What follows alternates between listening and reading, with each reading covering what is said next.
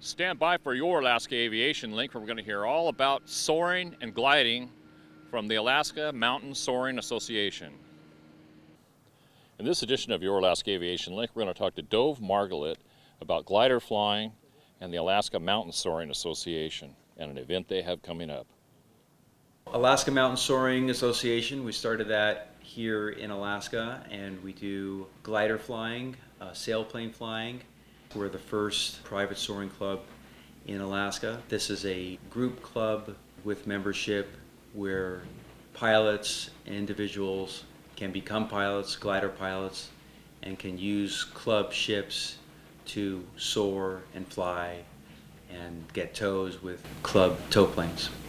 So the event is a wine tasting and wine auction. We're going to be sampling some exclusive wines from the Bordeaux region of France, and we will be having a wine auction. The proceeds for the event, the wine auction, including the tickets that we're selling ahead of time, will all go towards the nonprofit Alaska Mountain Soaring Association, which is a 501c3. That's at the Alaska Airmen's Clubhouse on Lake Hood. It will be from 2 to 6 p.m. on Sunday. You can actually go to the Alaska Mountain Soaring website, akmtnsoaring.com. On the front page, we'll have a link that people can access, and they can buy the tickets ahead of time. Glider flying affords people the ability to learn the true basics of flight without the engine. Flying gliders and flying sailplanes is a very unique skill set, and it also is a very important part of flying. You learn things about flying and aerodynamics that you wouldn't necessarily learn with a powered plane.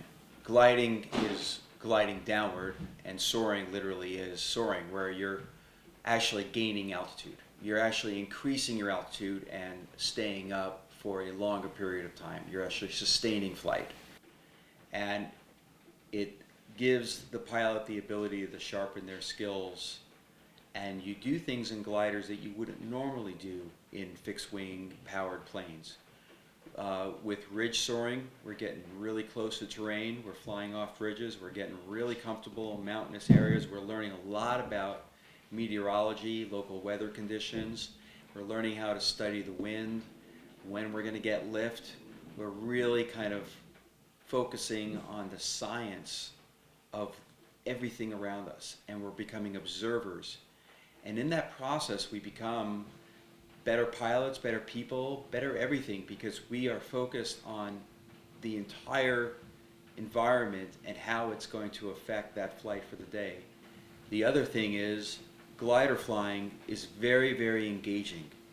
When you're flying a motor plane, you're motoring along, you're navigating, you're just going.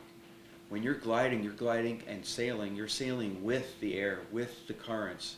You're always looking what you're doing and where you're going and what your next step is going to be. It's actually like a game of chess, and you have to think ahead of time, and there's no real downtime. So it's very engaging.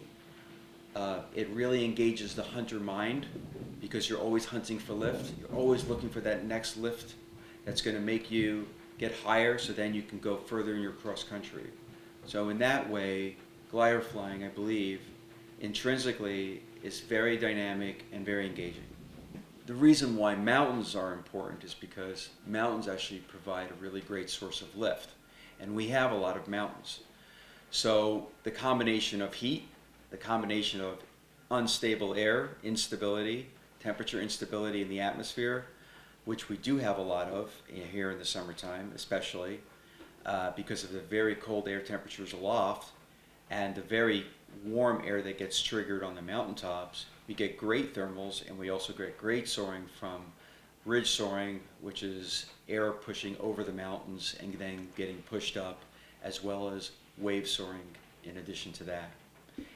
Wave soaring tends to be a little bit more advanced because you're dealing with not only the wave but the rotor underneath it, but there is a way to work it and to use it to sustain very long duration and long cross-country flights.